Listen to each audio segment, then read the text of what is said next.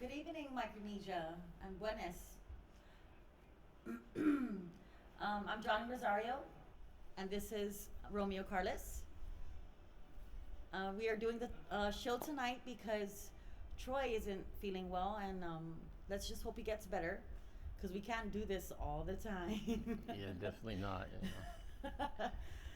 um, uh, Anyways, on this show, could you please share on your personal page or any other pages, and let us know where you're from, so we can say hi, and you can always call into the show too at 922 News.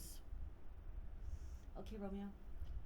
Me. Well, hello, Micronesia. Hello, Guam. My name's Romeo Carlos from Guam Blog. And before we get started tonight, I want to give a shout out to an in studio guest, nobody other than the growing famous Georgine Taitano.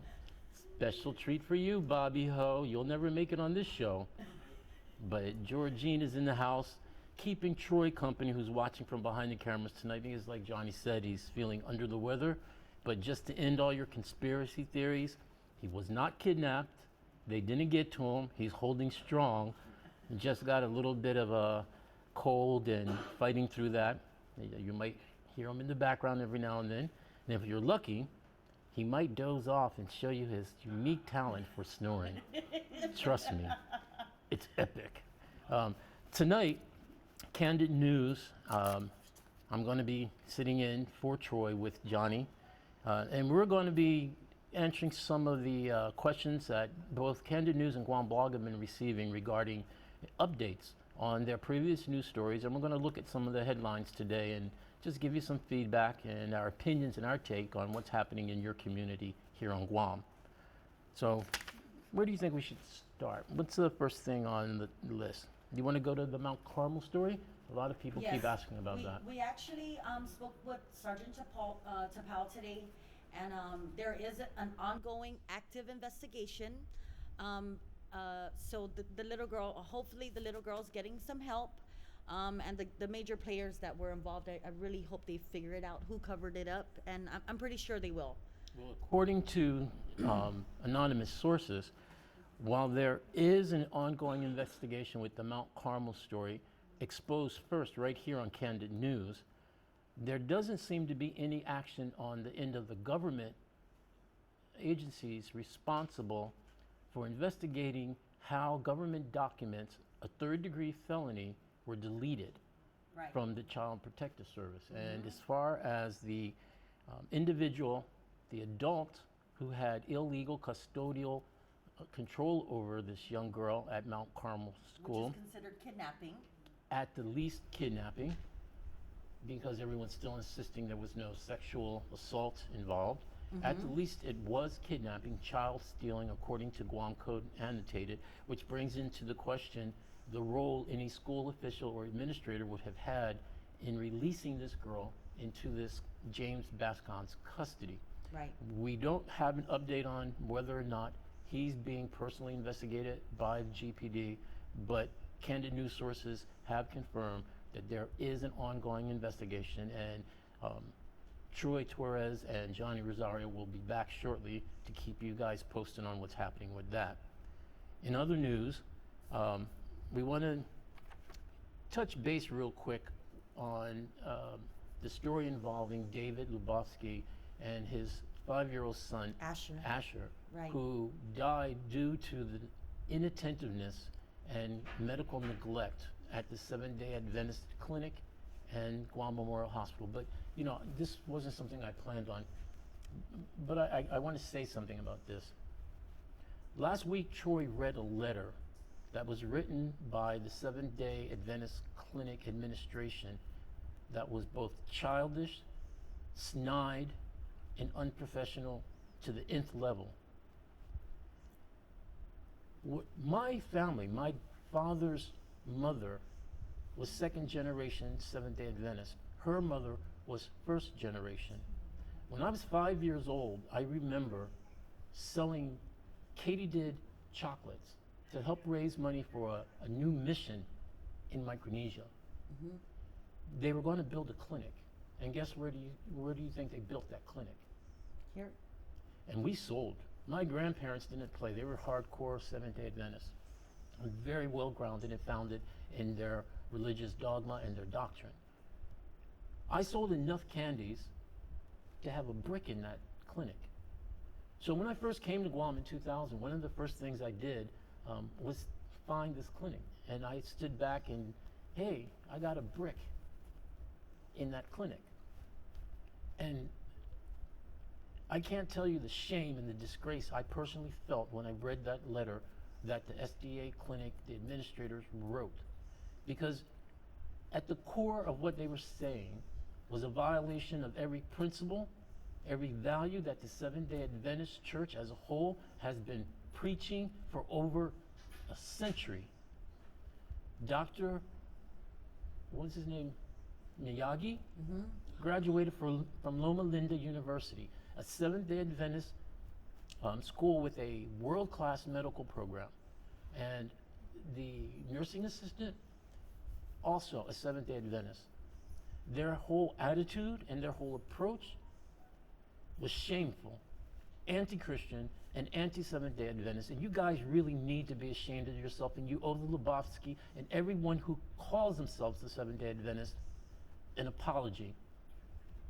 If anything, get down on your knees and beg forgiveness, because you guys are the epitome of everything that's wrong in the world that you profess to be fighting against. And I'm ashamed that my family had anything to do with that church. And me personally, I want my brick back. But we'll address that a little bit later on Guam Blog. In the meantime, we want to get back to David Lubofsky, who's really made it a point to be the voice for so many families here on Guam who feel they have no voice in fighting against medical neglect and incompetency that actually costs them not just the lives of their loved ones and their children, but people who lose limbs, people who come close to the point of losing limbs, like myself, because of this ongoing issue with inattentiveness and the lack of concern on one of the most incredible medical issues involving hospitals today, and that's the drug-resistant MRSA or MRSA. Whether or not a hospital or a clinic is the site where MRSA is contracted, hospitals, clinics, and doctors are liable for failing to properly diagnose and deliver treatment. When Asher Lubofsky was not provided the attention he needed, he was in a condition of pneumonia. Just so you people understand how this goes, it is not just an infection that makes you sick and makes you get colds and sneezes. It hurts. It's painful. That child had pneumonia. His organs were being destroyed internally, and he was in awful pain. By the time he made it to GMH, I hate to say it, but it may have already been too late, because there are very few antibiotics that treat MRSA. And Guam is not known, at least our public hospital, for being able to have those things in stock. But what made it even worse for him is the fact that there were no doctors that visited him when he was in there in the worst condition at the worst point of time, when treatment should have been mandatory. And subsequent to that, I still Asher don't. died. I still don't understand how these lawmakers or these people in these positions to change the way Guam treats these doctors treat their patients can just sit there and allow this letter to go out to the family, this mean letter, or find some kind of help for Mr. Lubofsky. Well, you know, we see a pattern in our legislature with our elected officials. That's not just this body, it's not just this governor, but it's a pattern that we see in government, period. Not just here in Guam either. Sadly, when people get in positions of power, they also seem to get these positions and an attitude that comes with them that's one of entitlement. And they don't really work on the hard issues. They don't work on the difficult and complex issues because somebody might not like it. Somebody This may is gonna not. rock this boat. We're not gonna get this money. There you go. And that's the key. They won't donate. The big issue, even if you look past the hospital and you look past the clinic, which I think would be a mistake, is where is the government in all of this? MRSA, MRSA, has been a disease, an infection that the United States Center for Disease Control and Disease Prevention and the World Health Organization have been adamant about for over a decade that they need to put protocols in place to not just follow this, but report it to the people who may have been exposed because of the life-threatening nature, particularly to elders and to Children, infants. right? It also has the potential to come back later in life. Yeah. But there are no tracking requirements other than what the hospital does for themselves. There is no public health, from what I understand, looking into this, following your news reports, no one from public health is bothered by going over there and trying to find out how did this infection progress, what were the standards and protocols followed, were people who were exposed or in the vicinity at the time informed like the CDC says they should be. It's just, it makes me angry. And then you see the case with Baby Faith over at the Guam Regional Medical City. They made an announcement shortly after Baby Faith's death, Baby Faith Taitagui, that they were going to basically get out of the baby business. What they didn't tell the public is they were getting out of the baby business because there were other babies in that same unit that had been infected. Guam Blog has been in receipt of information from a former employee who believes strongly that he contracted tuberculosis while working there, particularly through the recovery room. Of course, he was let go and was denied workers' compensation. And we'll follow up on that story, and I'll share that with you guys. Are we going to read this? Lebowski's? Yes. Well, do you want to read the whole thing? Is there? In today's PDN, is that PDN? Yes. David Lebowski has a op-ed piece that discusses some of the work he's been doing on trying to discuss with senators who have, for the most part, refused to talk to him, or when they did, were very marginal in their response, talking very politically correct, but not very effectively about doing anything. But he has a piece in today's PDM discussing the arbitration. Before you go to that, let me pull up something he sent here. We'll put it on our page. I think we can put.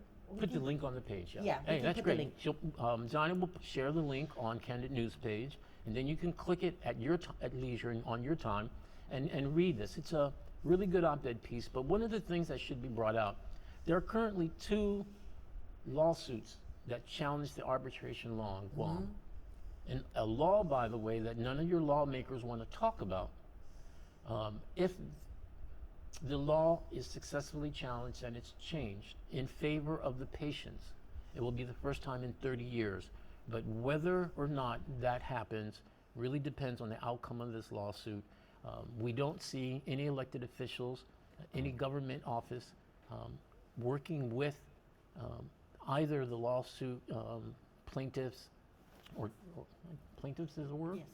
Or with David Lebowski to really dig into this and try to see how they can improve the situation for island residents. Just so you understand.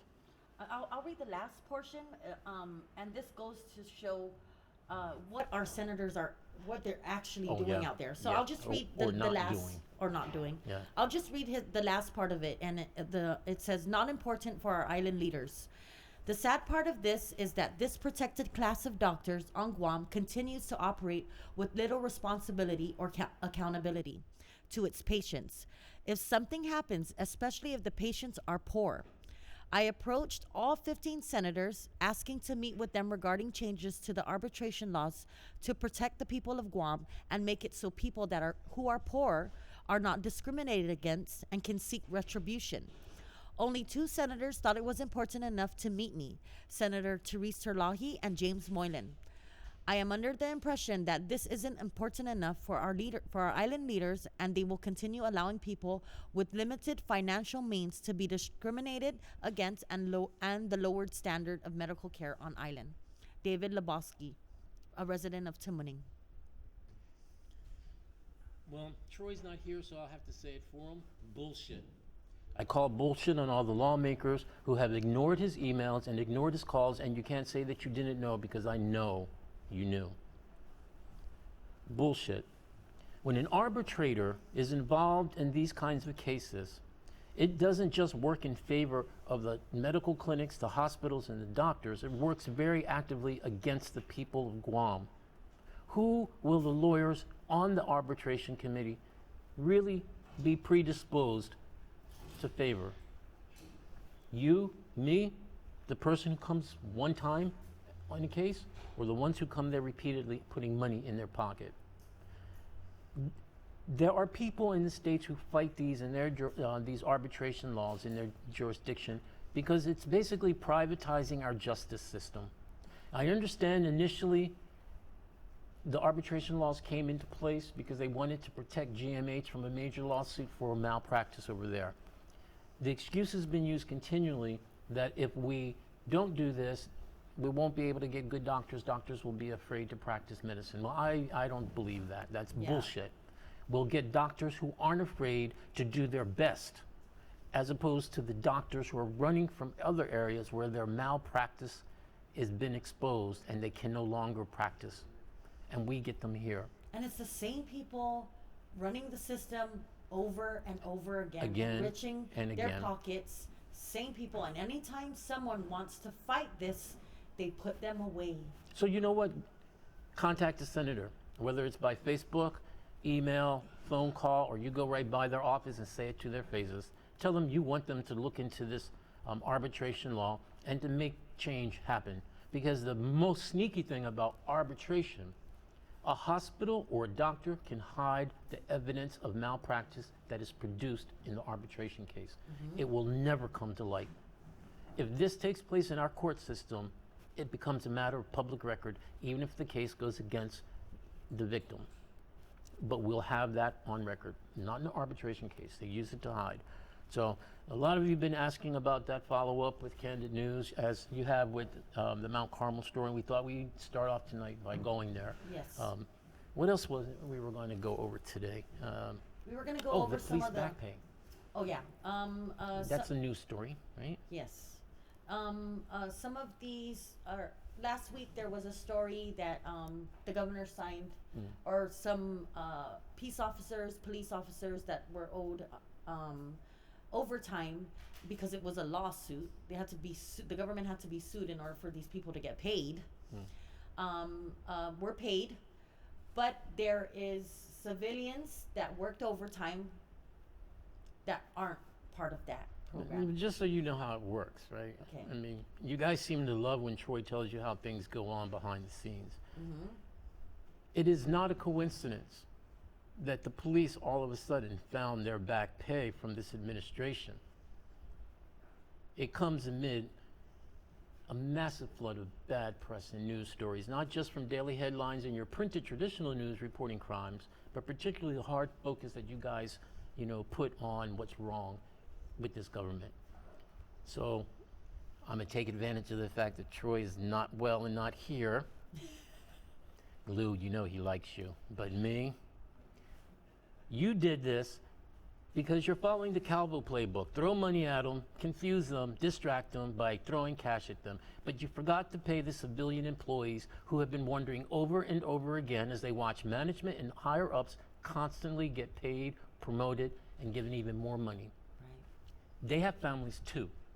And you guys are lucky.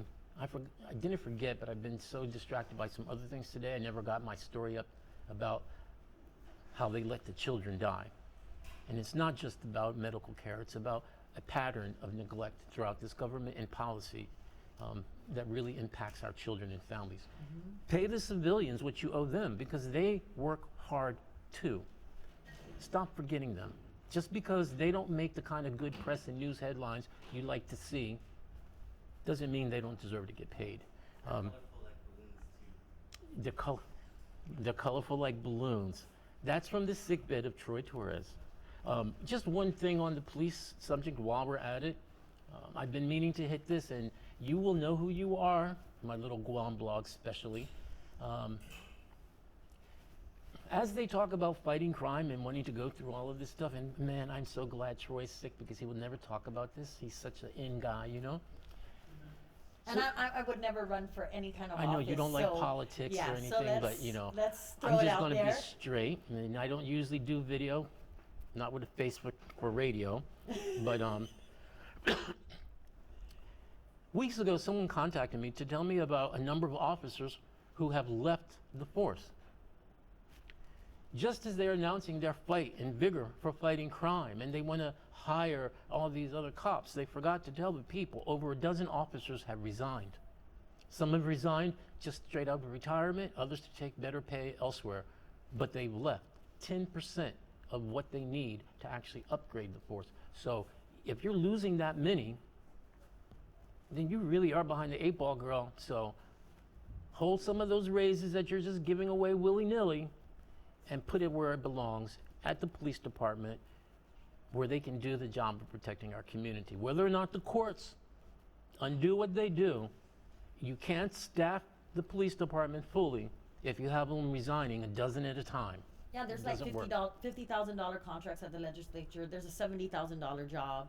There's a $65,000 job that's not needed. So why don't we give that over to the police force? When they say there's no money for our kids, for the schools, for anything, I need the charger. just remember, Magahaga, Lulian Guerrero, is paying millions and millions of dollars more than the previous governor, who actually did a lot more. This administration is even screwing up what the people, you know, I blame the voters as well as I do blame the administration. I voted for her. But you know, the voters really liked the fact that Eddie Calvo was paying taxes, whether it was borrowed or from the bond market or from special account and locked funds. They agreed with him. Screw our children's futures, give me the money now. And Lulian Guerrero couldn't even do that right. They're playing catch up. You still want your tax refunds. You'll eventually get it. But you remember one thing.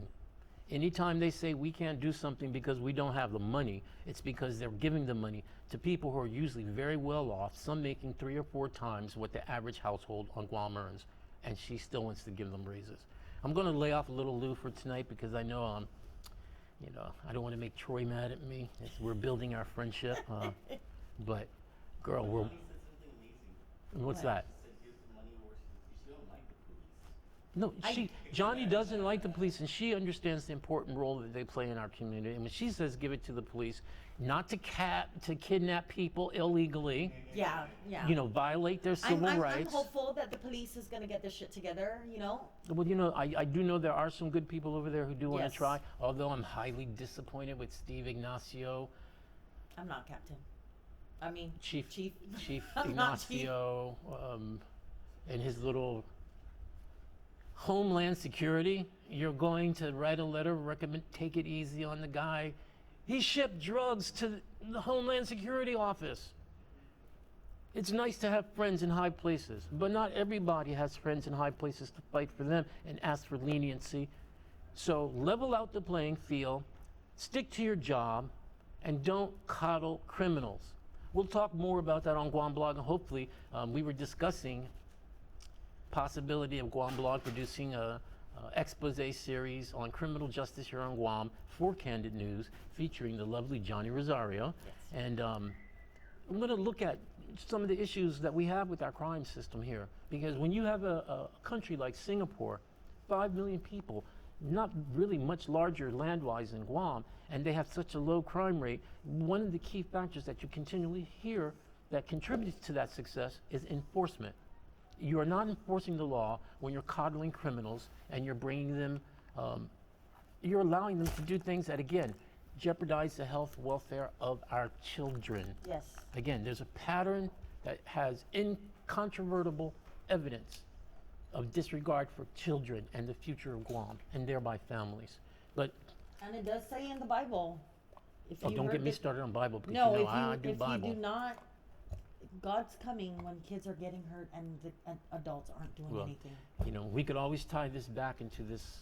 Well, I won't get into that whole abortion thing. I've been saving that. Well, on- you know, I wanted to. We were talking earlier about the 11-year-old girl who the guy admitted impregnated her, and Admitted to her. What was he doing? Boasting, hey, I put that in you? Yeah. Are you shitting me? and because there are no abortion clinics, there's no, I don't know who's going to her No, rescue. I want to correct that. I know where you're going with this. Let's make one thing clear.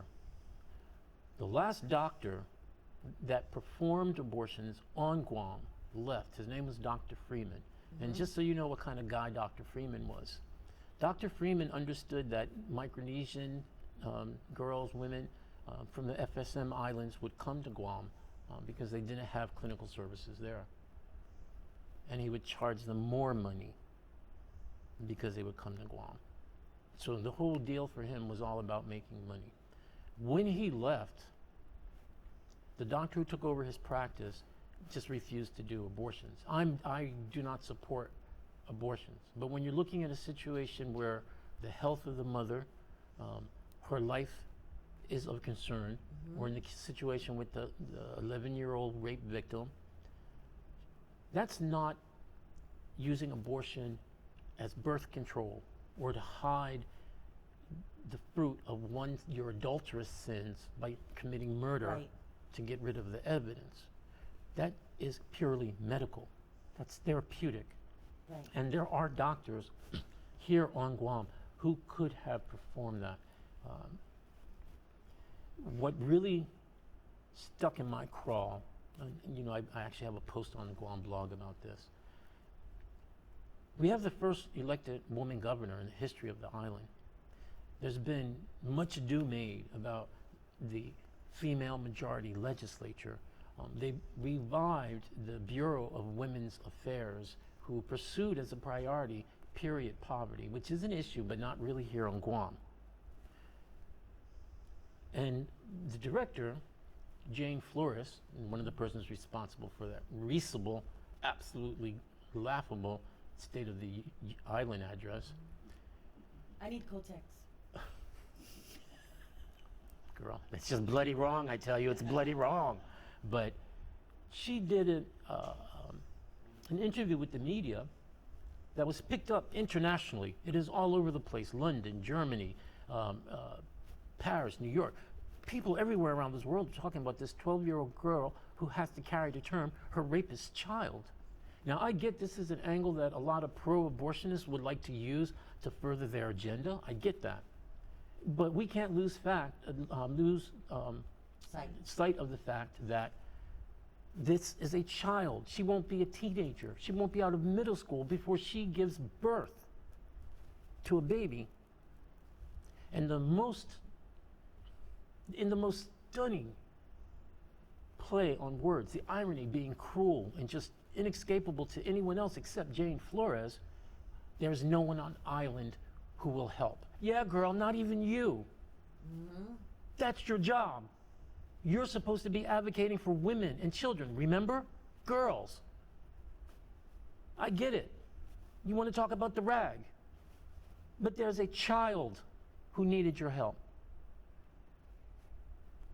Yeah, I wanted to talk about that because this is how he was earlier. So I wanted everybody to feel what he was saying because I felt it. See, I'm trying to keep it professional because, Just say it. No, honey, because my mouth is a whole lot dirtier and stronger than Troy's. No. And I know they're watching, and I know who's watching. No. Out of respect for those people. But I have zero respect or concern for Jane Flores' opinion right now. Not when you have... No. There's just no excuse. From a majority female legislature, in a government run by a woman, in a revived zombie organization called the Bureau of Women's Affairs, that no one has bothered to do anything. I haven't even begun to try to make the connection between a $60,000 payroll assignment to a woman named Kathy Flores, who's the only one who seems to occasionally like the bullshit on their Facebook page. And I do hope they're not paying her $60,000 to do a Facebook page that has almost nothing to do with women. They talk about Whoopi Goldberg I saw that. and marijuana for period pains in the UK. And my God, unless you really actually think, girl, the LGBT boys are girl, you're really putting up the wrong signals there. I'm really telling you that. But no, $60,000. I don't use tampons or pads, although God knows I get bloody enough sometimes too. But if you take the salary of either the director or the one person who goes around liking posts on that page, you can actually supply the school department with all the pads and sanitary napkins impoverished young ladies need to make it through their classes. Although I do not believe this has ever been an issue that was on the radar of our community, Anything. period. I mean, No pun intended.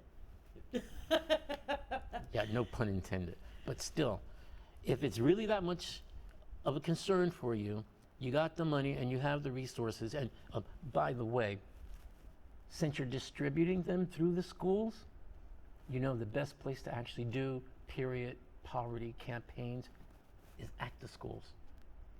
Take your salary, give it to DOE, and let John Fernandez make sure it happens. At least we'll know it'll get done. That's my piece on that. Yeah. And I really didn't want to go there. You got me. But Let's get into the bills. you want to go through the bills? Yeah, and then after the bills, we'll go into the This is gonna make FSM. me. This is gonna make me put on. Oh no, we have to do mess pack. Fest pack. Yeah, mess pack. Mess pack. I have a new phrase. I can't think of mess pack or what's happening there without the polytwat Yeah. or pullitwat or whatever it is. And I'm still looking for that creature in the swamps and see what it looks like. But I got a caricature coming up. I think I'm going to do an animated series. Yes. But yeah, I got to put my glasses on for these bills. Let's see who's doing what. You had some good ones. You know, I really liked the direction you and Troy. I have to give you compliments. There's so many people. I had a lawyer tell me the other day that I need to talk to Troy, tell him stop explaining the law to people because you're going to take work from the lawyers.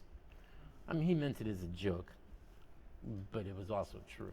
They like it when you guys go through the bills, you go through the laws, and you explain things in a very practical Because way. in all honesty, we don't know. We don't know how things work. We don't understand. No one takes the time out to explain those things. So as long as we, okay guys, the reason why all these people have been getting away with all these economic, what is it called? Getting away with all these things against people, the poor people. You mean pilfering from the taxpayers okay? and suppressing the It's poor because- people? Because no one is speaking up, and everybody, these people aren't educated, okay? So if we take every day and educate just a little bit, because I'm learning too. Educated on the process of legislation. Right. Well, just so you guys don't feel bad, 90% of the people working in the legislature aren't educated on it either.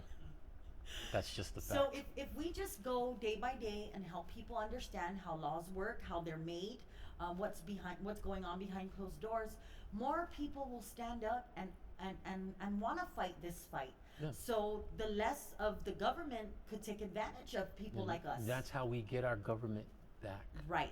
That's how we get it back. Since we're talking about the bills, you know, I'm an avid viewer of Kandit News. You know, I can't help it. I'm addicted just like the rest of you guys. I was watching when you first went through this, and I thought that was an excellent concept as a feature for your show. And the timing was really bad for poor Sabrina Perez, you know. She wants to save the turtles, and I'm all down for the turtles. I love the turtles. I mean, I'm all into the turtles, you know. Do you have a tattoo of a turtle? I don't have tattoos, Oh. it's, you know, but, you know, I'm a pussy when it comes to needles, you know. Don't send me any tampons, Jane. But I get where she's coming from environmentally, and it really is, if you actually see how some of the sea life, and you know, I'm a sucker for animals. I mean, yeah, it's I get that. But girl, you're a politician now, and I know it's been hard for you to try to get into that role because, you know, it's not really your thing, but I seen your staffing pattern. You should have known better. I mean, you have children being killed by doctors in hospitals, drug importers, which threaten families and children, being coddled by politicians and leaders. Machete, exaggerated, blown out of proportion machete attacks in Manguilao. Yeah, maybe not saving the turtles is the right time to do your thing, you know. Just wait till things are slow. Just saying, you know, I like you. But yeah, bad timing, girl. Just bad timing. Um, Somebody as smart as you and as hard a fighter as you are should really be on to saving the children right about now. And then, you know, the turtles will be okay long enough. You know, we have people working on that. But yeah, let's see what else has been going on with the bills, though. There was something I read in the paper. Um, One of my favorite senators, I didn't get a chance to go through it. Okay. Mary Torres, Senator Mary Torres, you know, Yes. Guam's personal or private Princess Leia. She's our own Princess Leia. Uh, she put something it's up bill there. number 162-35. So why don't you read that for me, because I really hate wearing glasses. An act to amend Guam annotated, right? Yeah, just to amend the law. To amend the law relative to terminating the parent-child relationship of a parent who is found by clear and convincing evidence to have committed against the other parent of an act of sexual assault. Oh, in With- a nutshell, she wants to deny Any parental rights to a the rapist. rapist, right? Now, I think, again, you know, girl, I like you. You know I like you. But you senators really need to get off this shit where you read social media or some headline, you're like, ooh, good story, and do a bill. This sounds like it's coming off that popular meme that's been circulating on social media lately, where the rapist in Missouri, somewhere in the states, you know, like some white guy raped somebody and then he sued to have custodial rights over Right. the kid, because the person he raped got pregnant and didn't want to do an abortion, carried the baby to term, and then he sued to be the father.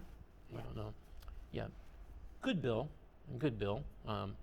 I don't think that Micronesian guy who raped the 11-year-old girl is going to be trying to sue. Yeah, he ain't even gonna try But, to be paying child support or anything. Good Yeah. measure to have in place, you know. But I think a better measure to be working on right now is finding a way to make sure that real therapeutic medical services that terminate dangerous pregnancies is somehow restored back here in Guam. And if not, because of the political hot potato that it is, you guys really do something with all this money, millions of dollars you get, to set up some funding, put it into the off-island account, do something, and send them off-island to Hawaii or someplace where it can happen.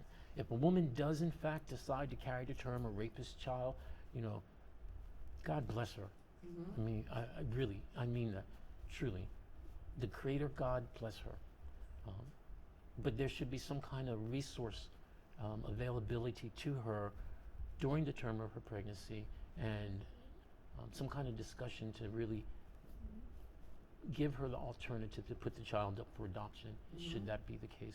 But if she chooses to raise it, you know, like I said, really, God bless that woman. Yeah.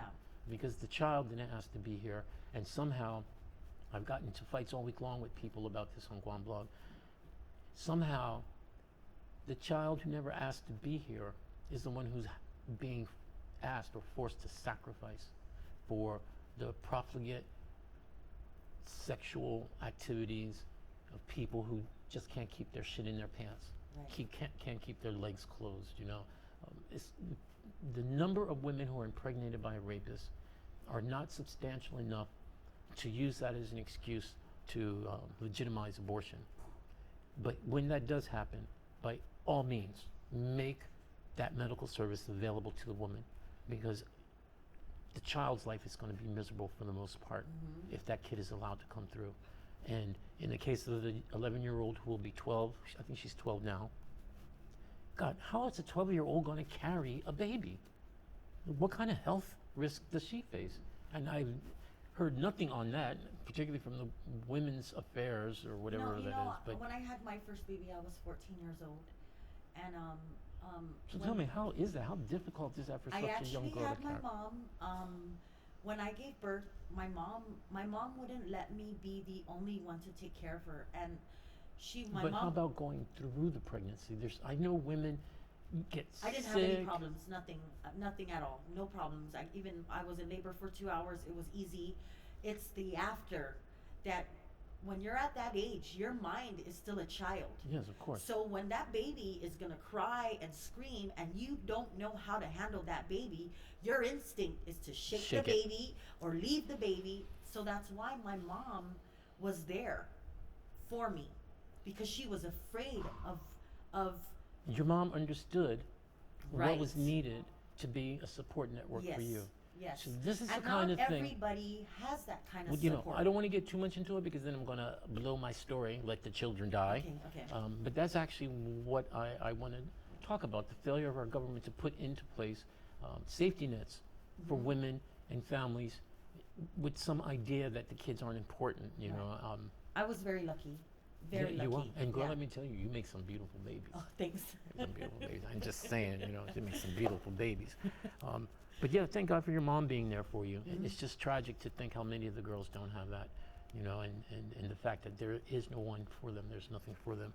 I And wanted no, to- this is not an appeal for Planned Parenthood. Oh, I wanted to talk about James Moylan's bill a little bit more. Oh, yeah, so that was just on Mary Torres. So let's go down. So James Moylan, he has a new bill? Yeah, it's I wonder relative who wrote that. relative to saying. pretrial releases for those charged with crimes associated with criminal sexual conduct, robbery, kidnapping, and distribution. No, wait, back up and read that slower. Okay. An act to add all of these sections, all of Chapter 40, Title 8, Guam Code Annotated, relative to pretrial releases for those charged with crimes associated with criminal sexual conduct. Stop. Just so you follow, because you know this language they use can be confusing. So he wants to address the issue with the judges letting dangerous and really violent people back into our community despite the fact that they are dangerous and violent people. Right. Kudos to James Moylan for Yes. this approach. Yes. Cherry. Okay, so Okay. finish that. Robbery, kidnapping, and distribution or possession of controlled substances. Stop. What? Say that again. Distribution or possession of controlled substances. Is there any more? That's it. That's it. Senator Moylan, I voted for you. Controlled substances, you mean like drugs, right? Drugs? He's talking about drugs? Yeah. That's not a violent crime. We don't like drugs in our community. I mean, it's true. But our prison system and the court system is overwhelmed already by all these drug cases. We haven't clicked on the bill yet, but I do hope you're not saying keep them locked up. Those are the people who need to be cleaning bathrooms in our parks. Those are the people that need to be sweeping the streets. Those are the people who need to be helping with all the jobs that aren't getting done so people don't have to go rise up and do the jobs of people who get paid not to do them.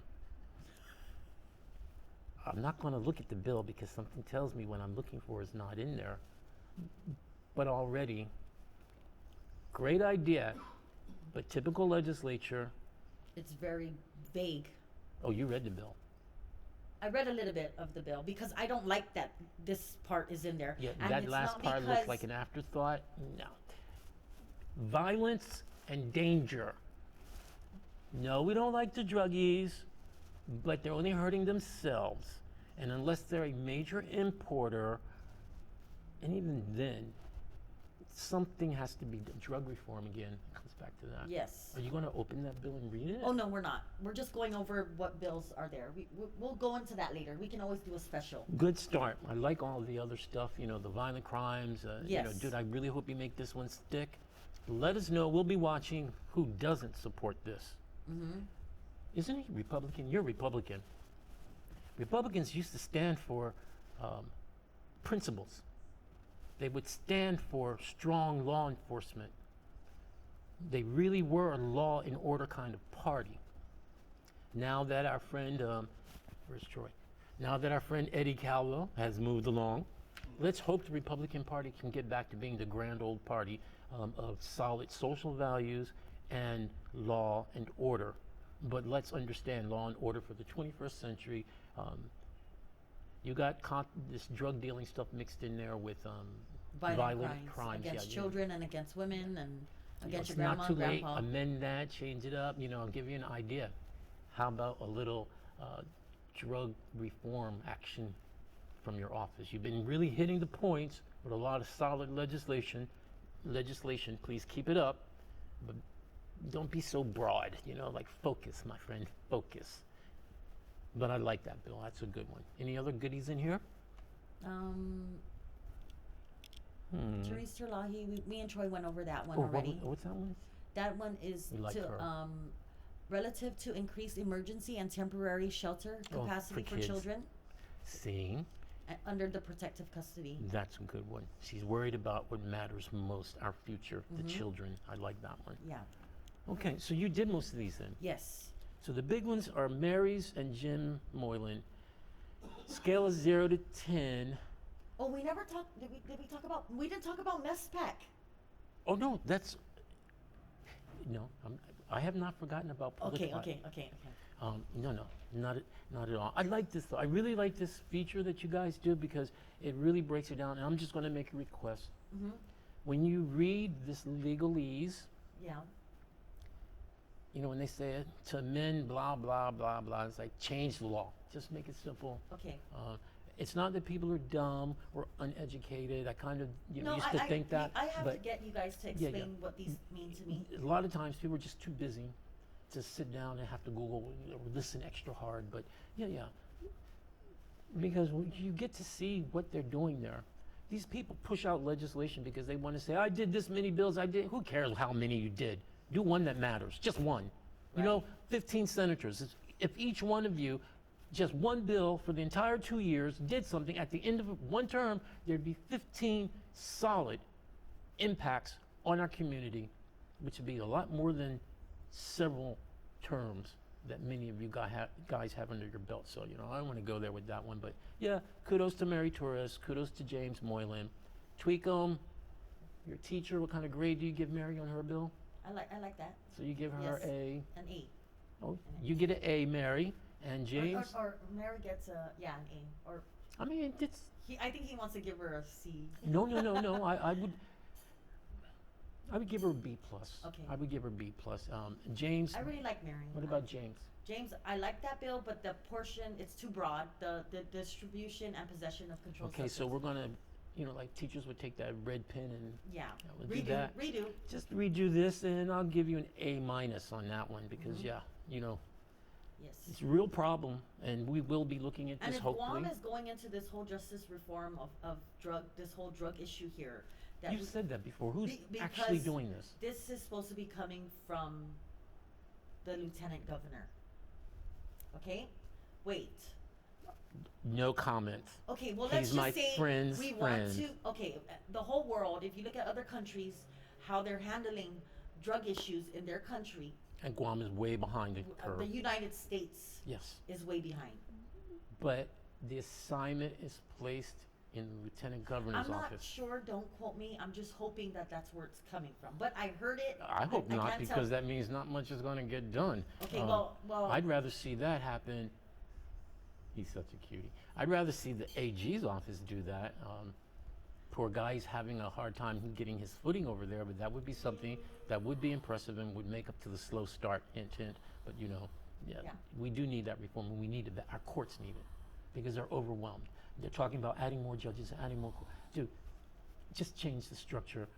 Put these people back into community service, and let's actually, think multi-level. Yeah. Multi-level. Stop this simplistic, one-dimensional, shallow thinking that'll get you a news headline. Let's work. You're making the money to do it. You have staff to do it. I know a senator who has an entire staff, and they can't even write a damn bill. Work. One thing. That's all you have to do. Anyway, let's move on to FESPAC 2020. Yes. It looks like there was some action on that today Yes, in the news. they had a. I have to get my I glasses got for the this one. text. They were having a, what is that called? When they call the news people. Press conference? Yeah. Oh, I feel left out. They didn't Invite message you? me. Yeah, No. well, yeah. They messaged us, but of course we didn't Did you- go. You got an invite? Yeah. Man, they left me out again. I never get invited to the party. That's why I make my own. Anyway, so they had a press conference, and what was their big thing? They it- were is that- letting them, or they wanted, it says the search for 2020 FestPac, FestPac of Guam committee heads have begun. So they are looking for a 100-member Guam delegation. Oh yeah, go to we did Hawaii. talk about this one today, didn't we? Yes. You know, And they're proposing. I'm almost 60, so my memory kind of goes in and out. We did talk about this, Yes, didn't we? we did. Yeah. So did. what were they proposing again? $400,000 they're trying to appropriate. From the tourist attraction fund, right? Yes, yes. Yeah, their favorite piggy bank. Well, let's explain what FestPac is. Oh, isn't that in the story? The Olympics of Cultural Arts. Now, don't get me wrong. One of my, I can die tomorrow or 100 years from now, and I am going to have stuck in my head one of the most amazing experiences ever. Despite all the political issues and all the people who made tons of money under the table with this, FestPac 2016 was just freaking awesome. It was, I didn't go. oh my God. I was even attacked by well, I say a man in a dress. My other friends say that it's actually no longer a man in a dress, but who knows, on the last day. So it was really an experience for me, but just bouncing from village to village and dancers. Dude, if I were Chamorro, my heart would have probably given out. It would have burst with the pride. Just amazing experience. It's when all these islands come together and show off their talent, culture. their culture, right? The culture. The emphasis is on, we want to talk about the photography. Yes. The emphasis is on culture and displays of language and literature. Culture, the arts. It's the Olympic of the arts, and it is an amazing experience. And it's going to be held in 4 Hawaii. years. Every 4 years. Right. So the next one is in Hawaii, and you and Troy have a favorite new senator, Senator Palatois. What's her name? Palatois. Palatois. It's Palawet? Palatois, but it's really Palatat. Oh, well, who knew? Anyway. It's a bird, supposedly. I didn't even know about You this got bird. a new senator. Her name is Kelly Marsh. Yes, and she's, I'm not even going to go with the visuals on this one, because you Kelly need to Marsh tell actually me out has of a lot of. She's supposed to be the head of the spending committee or some kind of committee related to this. she oversees cultural affairs. There we go. Oversees cultural Okay. affairs. I had a fundamental issue with Ray Tenorio running for governor, not because of anything political, but there are 15 senators in there. Why does the only non-Chamorro one get to be in charge of this? I'm just saying what you guys won't say, what you whisper about at Fiesta, and I know because you send it to me in my inbox, but yeah, that is whatever, But let me take a real quick look at this while you explain the relationship between that senator and her husband again to the people, just to remind them who's involved here. Oh, the husband Tyrone Titano. Yeah, he's really mad at me and Troy. Yeah, I heard. Yeah. I heard you guys pissed him off so bad he attacked a director. They're denying it. They are denying That's it. not what I hear. Yeah. Yeah. So, Yeah. okay. That's not what we heard. Yeah, On and you know what? recording. There's a video on that. Oh, yeah, I know. Have you seen that yet? Yes. Yeah, right. Yes. So, Yeah. Yeah, I'm sorry. When you're a big boy and you go jumping up like that from the table against a woman. These people actually are lucky that Troy's sick because he was on a roll right before he got sick. I know. Yeah. And he inspired me. So I think that's God, telling us I to. created a little caricature because I think we're going to need it in the future of Tyrone Titano. I'm still looking for a picture of the Palatois so I can make the proper heading dress, for him and his wife. So, when we make this little cartoon feature, because they will be in the news and be quite the regular feature here, I'm sure. So I want to donate that to Kandit News. But going over the story real quick, it looks like they're taking $400,000 from the Tourist Attraction Fund for FestPac. Right. And then they're And also that's Bill 158. okay. Nice, nice. And they're also giving another 100,000. That's also from Kelly, the $100,000. The Marsh's bill also seeks to set aside $100,000 from the And then tourist that's attraction annual, fund. so basically $600,000, right? Mm-hmm. Two things pop out about this. If I'm not mistaken, when you guys were doing this story, people, we both go through the same thing. We occupy the same media, new media space. Guam Blog received several tips that we, and I repeat, we're not doing it yet, but we will thanks to your inspiration. We, Kandit News and Guam Blog, should look into how they're choosing the delegates. And the first one came during the live broadcast that I did with Troy. Then I got two more from some rather well-placed individuals. Right. So that kind of set off some alarms for me.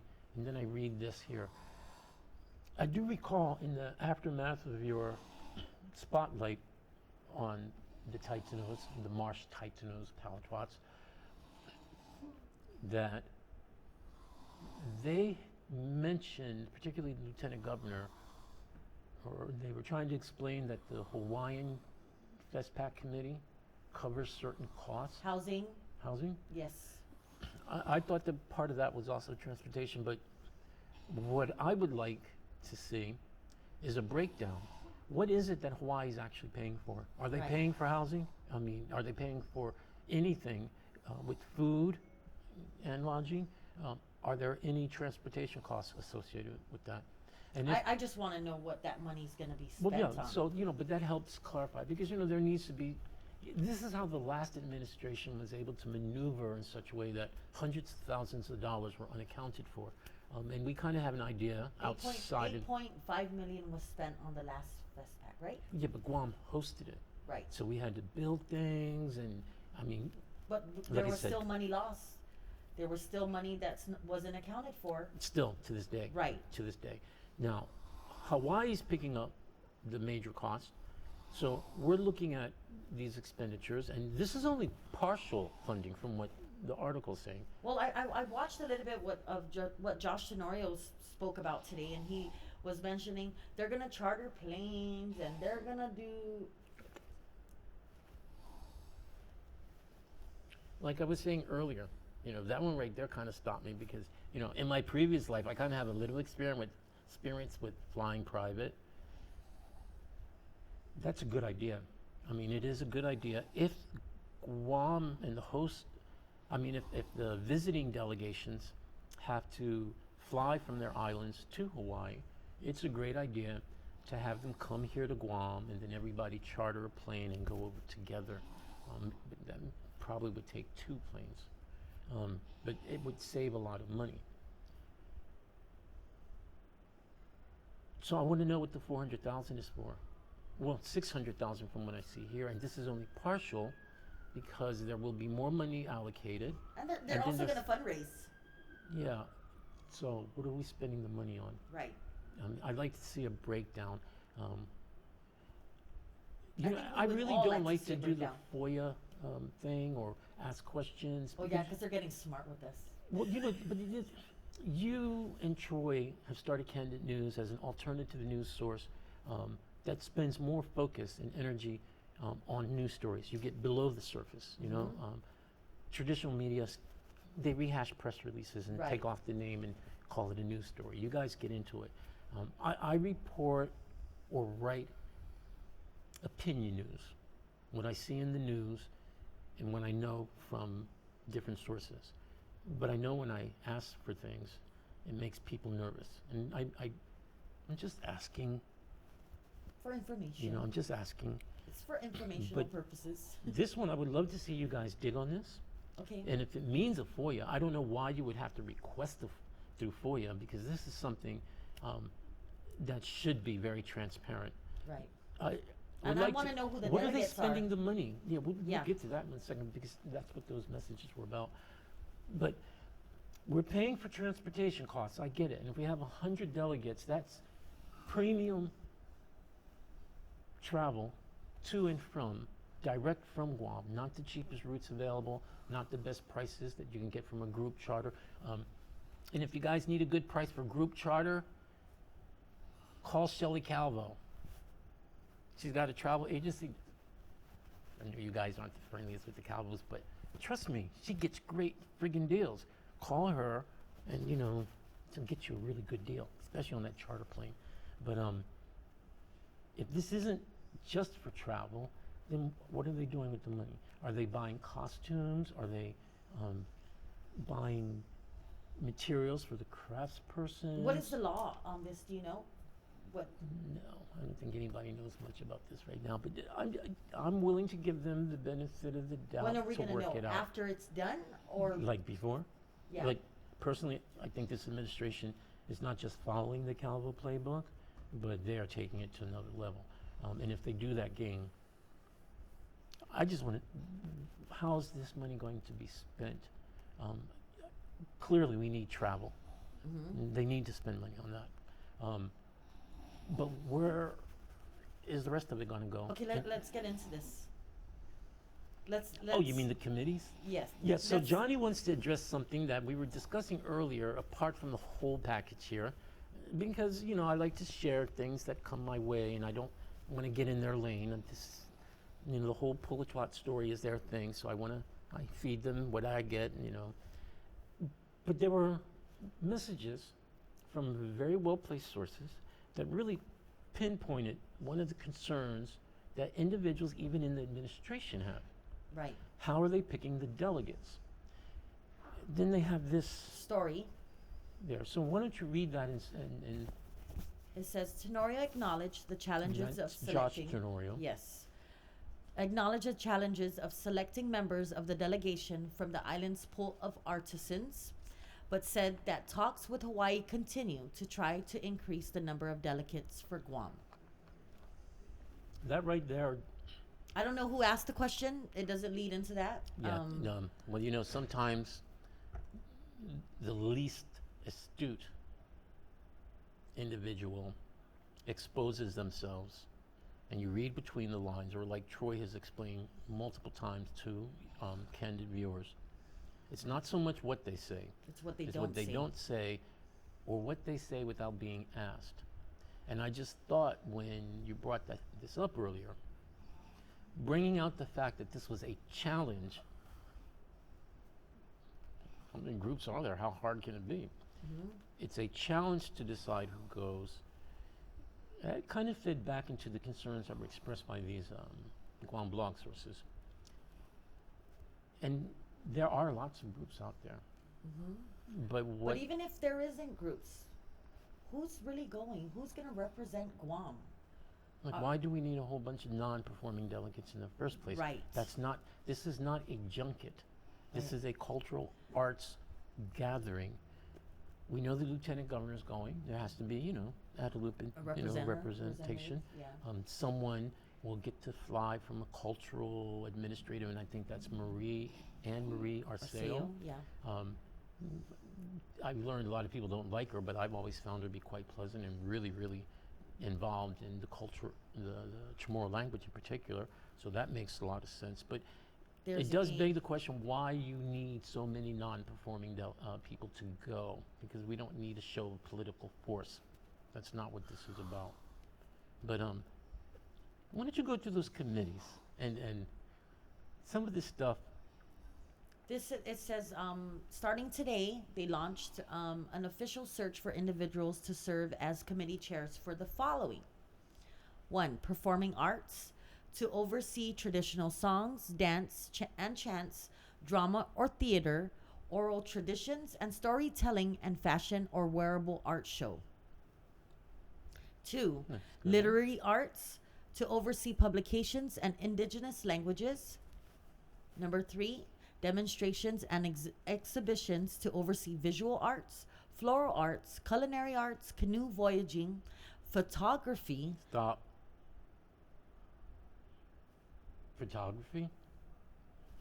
Since when has photography been a Chamorro cultural thing? I'm just saying, what? Watch for the photographer they pick. Healing arts, body Suruhanos, right? Suruhanos would Yes. be healing arts. body ornamentation, I don't know what that is. Carving, handicrafts, film, traditional games, weaving, and tattooing. Tattooing? Yeah. What's the name of this committee? They're just they're a couple of them. What's that three thing? What was the first part you read there? Demonstrations and exhibitions. So that would be demonstrative art. Hey guys, don't tell anybody I said this, right? You know, it's just between us. I don't think tattoos a Chamorro thing. It's Polynesian. And the whole body ornamentation, I don't know, from the naked pictures of Chamorros before the Spanish came here, that's the FSM Islands, I'm just saying. And the photography, that's European. Just between us. And number 4, special events and activities. To oversee the Youth Ambassador Program, canoe regatta, culinary umu or emu cook-off, or underground cooking. Traditional games competition and workshops, forums and seminars. And you have to submit your application by 4 o'clock, June 28th.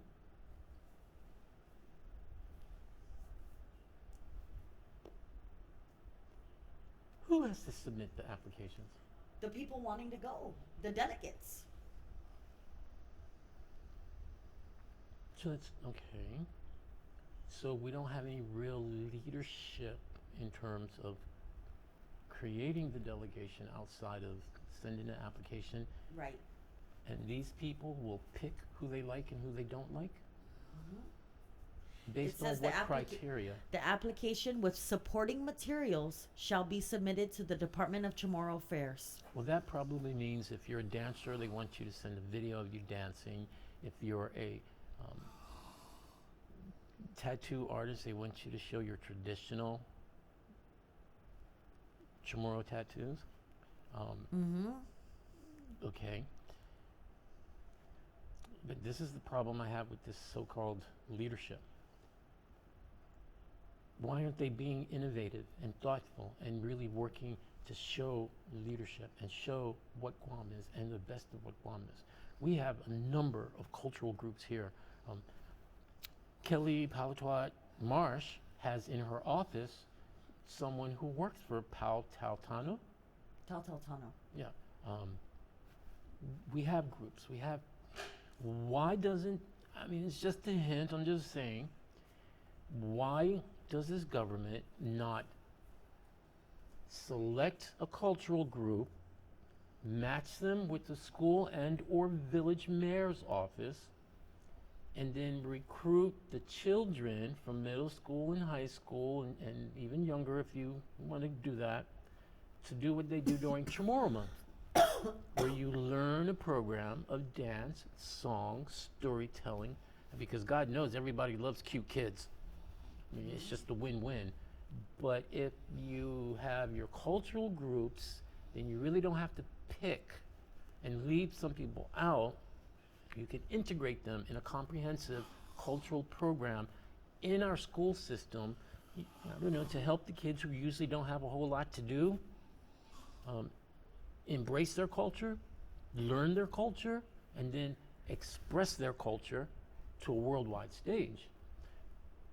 That would be worth a whole lot more than $600,000 and have a whole lot more depth to it and meaning for the children involved, because what's missing from this seems like an opportunity for 95% of all the school kids, 18 and younger. Create opportunities. Use, my God, people, you have millions and millions and millions of dollars and an entire government at your disposal. Stop being so fucking lazy and use your brains. Integrate these schools with these cultural art groups, as opposed to looking for a way to identify people who voted for you and tapping them for continued support and leaving everybody else out. The beauty of FISPAC was the amazing way the community came together. People who didn't like each other for political reasons, even from other countries, they just all came together. And I'd rather see a whole delegation of school kids in school, making a part of their curriculum to actually learn these things, to take advantage of their experiences in the classroom where they've been taught practices and dances and chants, to actually do something with it beside waiting once a month for an opportunity on a stage for 60, 70 people. Take it worldwide. Work with their cultural groups. There's a couple. I think Chamorro Village, when they have their Wednesday nights, there's groups there that perform. Yeah, match them to the schools. I mean, every village could be represented. You want to do something, then I just want to see where this is going to go. If we're going to know about the money before it's spent honey, or after. I'll tell you right now, their whole lack of imagination and innovative thinking over there already tells you I ain't gonna go far. But it's sad. But But we do have to ask. you really should. And I will leave that to you guys because you know you're the legit official media outlet, People's News, and I really look forward to your follow-up on this story.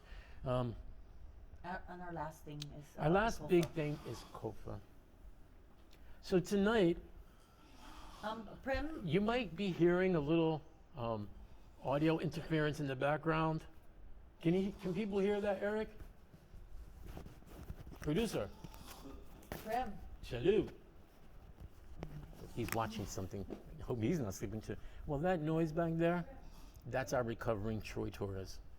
It sounds like a freight train moving through the room, but that's just snoring. I told you he was a champ, epic. Okay. Next up, we're going to look at the increasingly volatile issue Okay, before we go to Kofa. of Are we Kofa, there already? but not yet. Okay. But first this. I just wanted to show everybody the painting. My kids did this, so it's just our Kandit logo. If other kids want to do that and turn in their artwork to us, we'll tell them or we'll show everybody their artwork. But they can do anything they want. Any kid can draw anything they want. Drop it off at our office, and we'll feature Just it on make our sure show. you put a K in there. K for Kandit. So this will be the K Gallery. Yes. The K Gallery. And show some of these artistic kids that this Yes. island has, you know. I love Yeah. that. That's a great thing. Yeah. I love that. Yeah, you guys also had some other stuff. I love this community thing. Just, yeah, great stuff. So, this is going to be a little more controversial. So I'm going to, in homage to our snoring beauty over there. Yes, and they hear it. Yeah, people Can want they you hear to that? smoke because they're I was about asking. to say, I was about to say, I am going to follow in the great tradition of Edward R. Morrow. You old people will know who that is, and if you don't, Google it. And Troy Torres, and I can't because Johnny, they took it Okay, again. honey, can I have that lighter? I'm going to smoke a, On the left. honey, I really don't like smoking around kids, Go though. here. Okay, go there. But I know it's too late. She already seen it. You know, I really don't like smoking in front of kids. It's Oh, I got it. Thank you. I really don't like smoking cigarettes around kids. I actually don't like smoking around people who don't smoke. But I get nervous with that camera in front of me. So in tradition of Edward R. Murrow and our valid reporter from Kandit News, Troy Torres, for all of you who are looking for that tobacco, I'm going to spark up because we're about to hit some serious shit. Spark up a cigarette, not the medicinal component. You know, I'm just not able to do that. But let's pull this stuff up. Chalu, do you have our stuff ready? Okay. I'll cue you up on this one. We have to speak a little bit louder because Troy's snoring. Troy's on medication, so. Well, you know, the fact that he's snoring just really confirms we're not bullshitting you. He was not kidnapped. He's right there. We're watching him, you know, and making sure that he's safe and unharmed. Yes. He does have the love bug, though, from what I hear. Good, geez, you guys are lucky I don't do Mariana's dirty laundry because I would put that up there. But getting on to something more serious, we've been looking at updates on previous Kandit news stories and going over some of the headlines in today's news until our intrepid reporter gets better and brings his unique style of reporting to you. And one of the things that caught our eye earlier today was this story in the paper, again, about the FSM president apologizing for the recent machete attacks. You all know those attacks, the exaggerated, media overblown, overhyped attacks, according to Governor Lulian Guerrero, Mayor Paco. Rudy Paco of Mighty, and the incredibly doltish Melissa Tavares of Dedido. The dolt of Dedido. One of the subjects was charged with attempted murder. Bail was set at 50,000 and 20,000. Some people have complained about that. And I know it's a cash bail. I don't know if it's the cash portion of a much larger bail. But either way, I think those guys are pretty much secured for now because they're not going to come up with that cash. But there is an ongoing issue with the impact of COFA migrants to Guam. Guam and Hawaii go through similar circumstances regarding the immigration from Chuuk. But what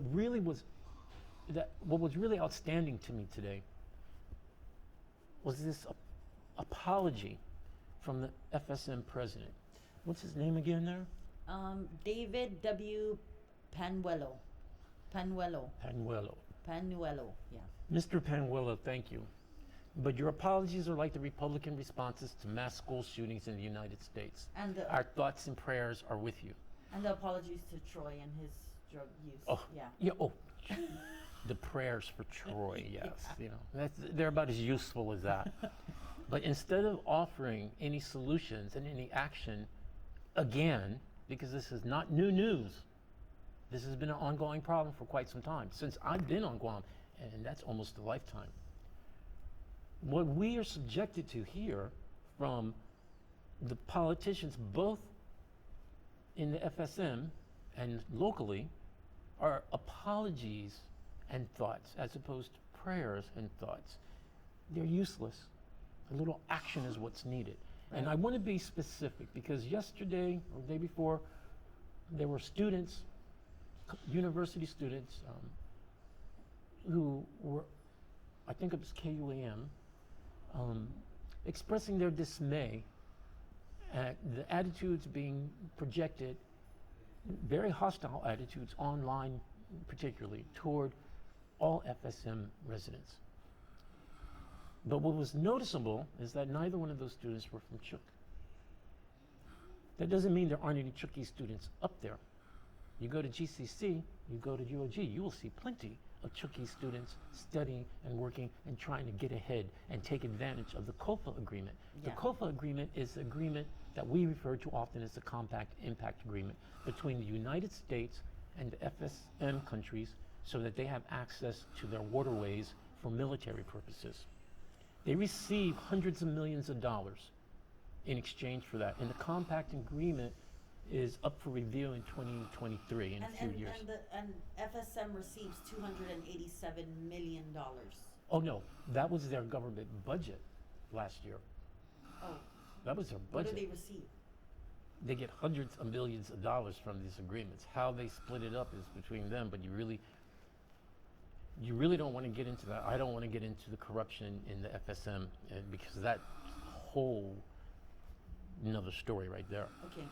I want to stay focused on what our problem is. On top of this incredibly shallow apology and thoughts with the poor behavior of some Chuukese residents, we get the press conference wherein they called this emergency meeting and said everything was exaggerated and blown out of proportion, but they had to have an emergency meeting to discuss it. And then they start finger pointing. And I mean the lieutenant governor, why do I keep calling her lieutenant? Maybe it's her stature. The governor and Melissa and Rudy Paco were trying to put the blame on the federal government for lack of enforcement. You know, I know you guys are used to staff who are paid because they voted for you and they don't work. But it's really not hard to actually find the COFA agreement and find out how misguided your finger pointing is. It looks nice in print, and you think there are political brownie points to gain by getting some media, but you just make yourselves look completely ignorant and stupid, uninformed and ineffective. The COFA agreement provides for local territories. Cello, can we start that with the with not the yes, start with that and then just let the other ones run and you know. The COFA agreement provides local territories and possessions, that means colonies like Guam, the authority to establish what are called public charge regulations. These are criteria that must conform with federal authority and laws to screen migrants from the FSM before they arrive here. On the screen, what you're looking at is a citation in Article 4, and very specifically, the language that allows for this, that Guam has not implemented or even tried to establish since the COFA agreement was in place. And just so you guys have an idea of what it means, what that means not just to us, but to the people who live in Chuuk, almost 1 in 3 persons that called Chuuk home migrated and left their islands since the beginning of the COFA agreement with the United States. The large majority of those are split between Guam and Hawaii, with Guam more often than not being the first point of destination for them. In Chuuk, there is no infrastructure. They have roads that make potholes look epic. There's very little health care in a place that suffers from high diabetes and cancer, which is directly related to the 67 detonations of nuclear and atomic devices in the region. Yet, in all the years that they've had this agreement in place, they've never invested in a diabetes center, a cancer center. They are forced to leave the island for medical care, which is often one of the reasons for them to do that. What Guam needs before they can expect the federal authorities to enforce anything is something to enforce. Right. Hence, public charge. And the irony of all of this is one of our best friends in Washington, D.C., to really bring about substantive reform on public charge is President Donald J. Trump. Federal authority is given to Guam to set up criteria that must be met because it fits within the framework of the federal government's authority given to us. Joe, you can run those? Yes. This authority is called public charge. So we want to look at what public charge means. And these are the kinds of things that should be a part of regulations established by this government as a test for FSM migrants, and particularly for those coming from Chuuk, where there is a cultural background, a cultural history of lawlessness. I mean, it's just how it is. It's not a judgment on them as a nation or a people, but they have very lax law enforcement. Minors walk around with clubs, sticks, and machetes. After dark, you're not supposed to go outside. Tourists are told, stay in the hotel. So we're going to look at what a charge test, a public charge test would do, and what they should meet as a requirement, a base minimum requirement before coming here. Now, the federal authority has proposed a new public charge test a couple of years ago that would weigh positive and negative factors. And some of these factors and conditions that we can also establish through legislation and regulation are questions that need to be answered that include having any medical condition that might require extensive medical treatment without private health insurance or the financial services or resources to pay for those. That directly impacts our cost as taxpayers to pay for what happens in GMH, which is usually treated as a primary caregiver for most migrants to Guam. and then we're left with the bill. We can ask that question and use that as part of the test for suitability for coming here. Another critical question that should be put on such a public charge test would be the type of household that they are going to go into when they get here. Because first they need to have a place to stay. Right. So once they're in that household, does that household meet a minimum level of income that is at least, for example, 125%, which is fair, of the federal poverty guidelines. In 2018 for family of 4, that was like 32,000. On Guam, it's slightly more. But before they even come here and they say this is where we're going to stay, are you people in that house at least above the poverty guidelines? Because migrants from FSM do not qualify for welfare and some other benefits here.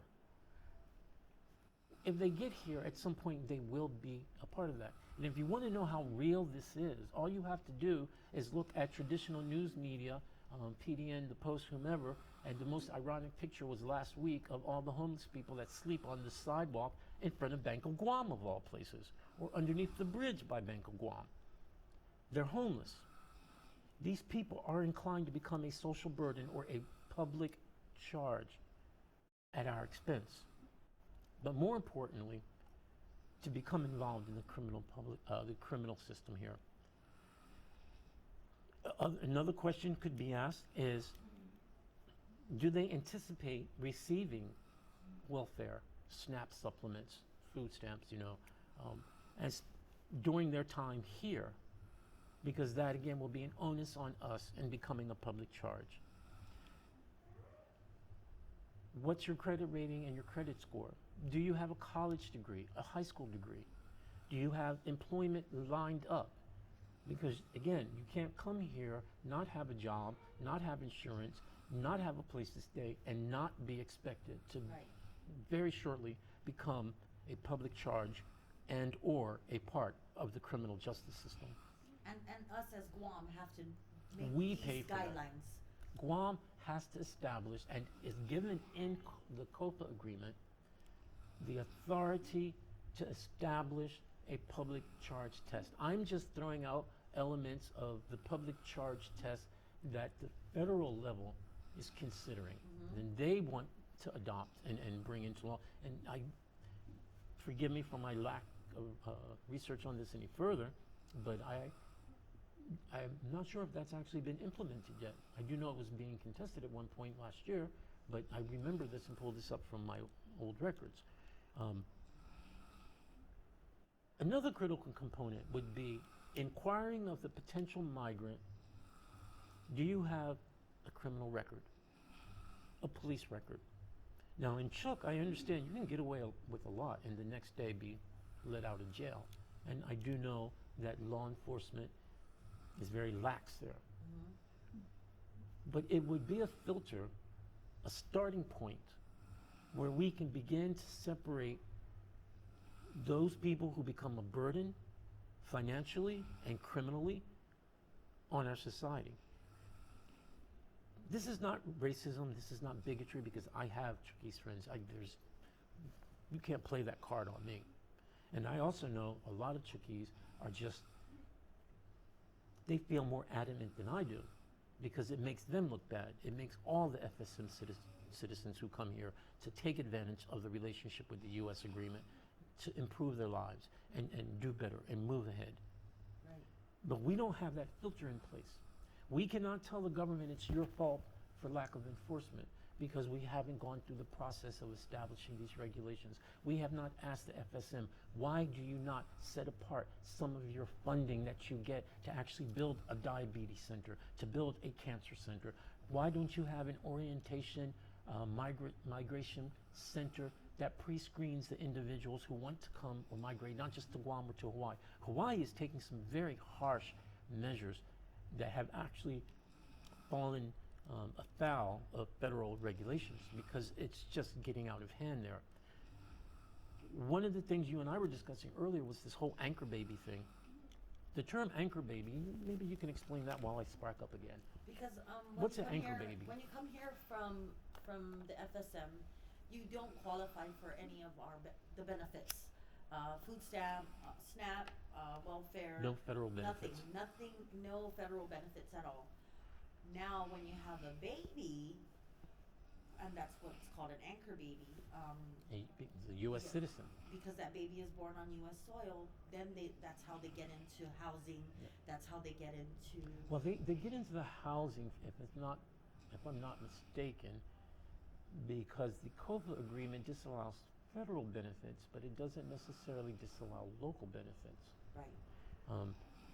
There is some issue in discussions taking place in Hawaii, discussions we just don't have here, that we're not taking into account, that no one's ever looked into, about limiting local benefits. Because you want to take away the incentive for this mass migration that's taking place there. Mm-hmm. The problem with the anchor babies is you now get these what they call mixed households, where you have individuals who are substantially dependent, public charges, on SNAP and other programs, mixed with people who do not qualify for any other kind of benefits and help, and who themselves somehow end up public charges. Right. And they're overwhelmed. They get involved in crime. But they also bring with them their traditional attitudes towards social interactions and engagement. It's one of the reasons why weekdays and weekends, any time after midnight to pre-dawn, you can see minors roaming around in Tamuni, Dedido, Harmon, in groups with slingshots, sticks, bats, in groups, looking for trouble, prepared for trouble, however way you look at it. And then the underage drinking, because beer is so relatively cheap compared to what it costs over there. They just go hog wild on it, you know? And this impacts our criminal justice system in more ways than I can even quantify in this single broadcast.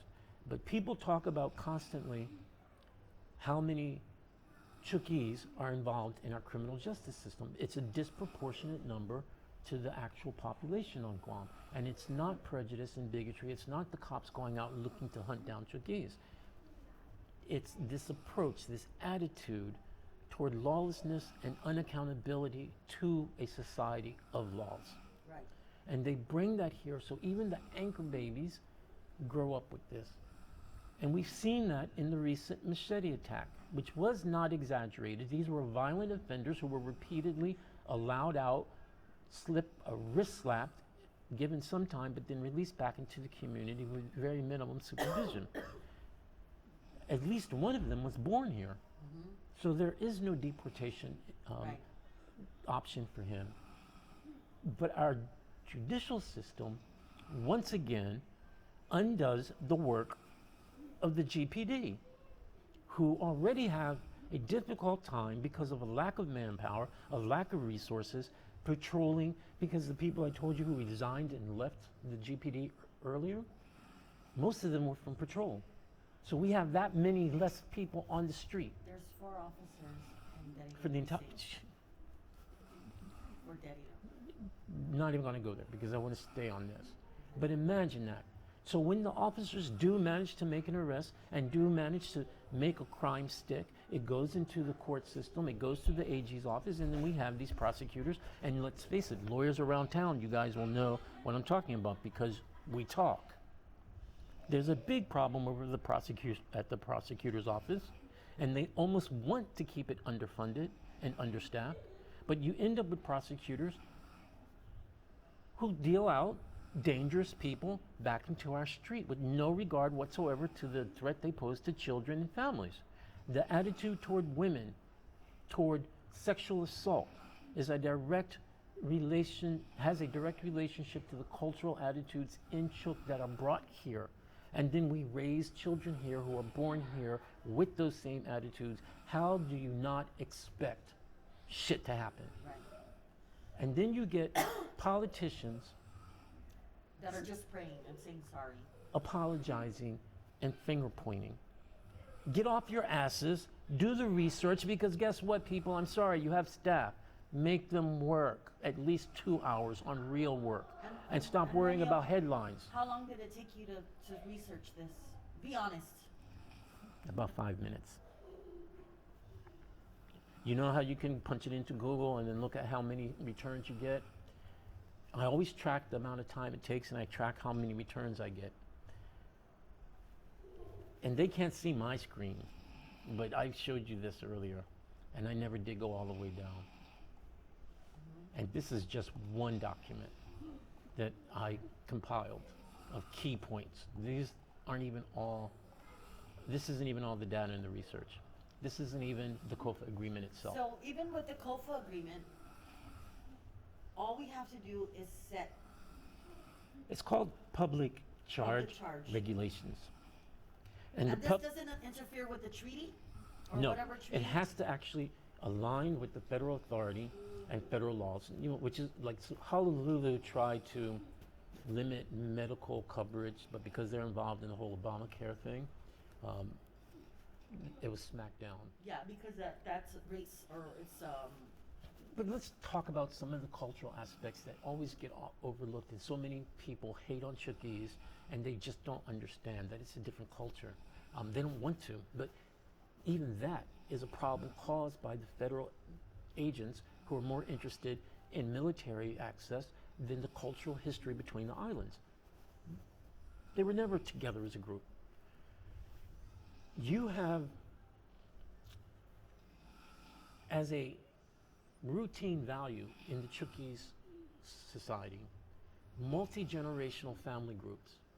So one of the big problems they have with housing, for example, is they'll go and they'll get public housing, 2-room, 3-bedroom, and then 14, 15 people will jump in there. And they don't understand what's wrong with that. But it violates the regulations for the public housing. Hawaii's biggest homeless problem directly comes from this, because there are people who choose to be homeless because of all the rules. Again, that lawlessness. They don't like the rules, so they pitch tents in parks in Waikiki across multi-million-dollar condominiums, and then they get chased out and treated really fucked up, really bad how they treat them. But fundamentally, it's them bringing their cultural traditions and values of group family living, multi-generational living, and then they don't want to abide by the rules, so they say, hey, we'll move out. We have a growing homelessness problem, and a growing proportion of them are FSM migrants, Chukis specifically. You know, people say, oh, we don't live in the same culture, we would feed our people, and for the most part, Chamorros still do. And the Chamorros that you see in the street usually have some connection back to mental health issues, substance abuse, not choosing to be homeless because they don't want to follow the rules, or because they can't bring 15, 16 people to live with them in a small dwelling, you know. So those are the types of things that should be the responsibility of the FSM government to discuss with people who want to migrate before they migrate, not later on our dime here. And the problem is we don't even have an office that actually deals with this. They were finger pointing at the feds saying, oh, it's their fault, they don't enforce. The feds don't track who comes here. There is no social work engagement. And right away you're going to hear them say, we don't have the money. Yeah, bitch, please. You got the money. You just gave it out millions and millions of dollars each year in salary to people who aren't even worth what they got already. I'm sorry, you have the money. Don't use that as an excuse. There's also another law called that deals with personal responsibility and accountability. That's a federal law.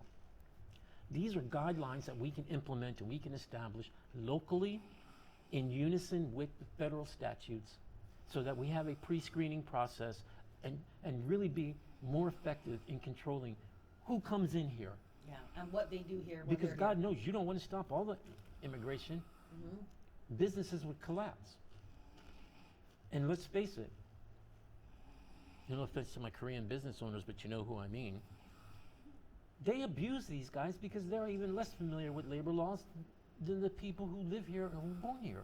And they abuse them. I know Chukis people who sleep.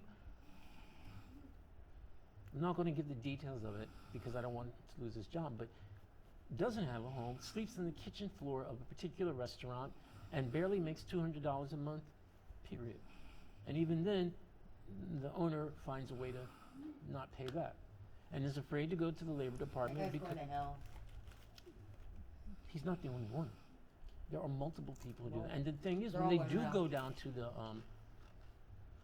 Labor Department, no one pays them any attention because they're Micronesian.